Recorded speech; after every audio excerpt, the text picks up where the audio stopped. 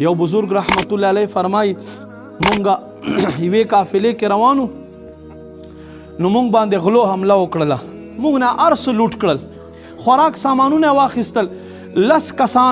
لسو کسانو کې دا 9 کسان کېنستل خوراک کولو او د دوی سردار چې هغه خوراک نه کولو فرمایي زه ورغه ما ورته وی چې ته دوی سره خوراک ول نه کوې نو هغه ما ته وی چې زه خو روژهدار یم مې چې عجیبه سړی راغله غلا پسې لوټ مار پسې روژې نیسې وی ده ما ته وخندل ما ته وی چې غل یم لوټ مار کومه خو دا روژه دې دپاره نیسمه چې دا به ما او رب ترمنځ د سولې ذریعه وګرځېږي فرمای 3 کاله تیر شو 3 کالونه بعد مې د خانه کعبې طواف کولو طواف مې چې وکړو یو کس ما سره میلاو شو ما چې ورته وکتل د په مخ باندې د عباداتو رڼاګانې وې انوارو ما ته وی چې او دې پیژندما ما ورته وی چې نه او مې نه پیژندې ما ته وی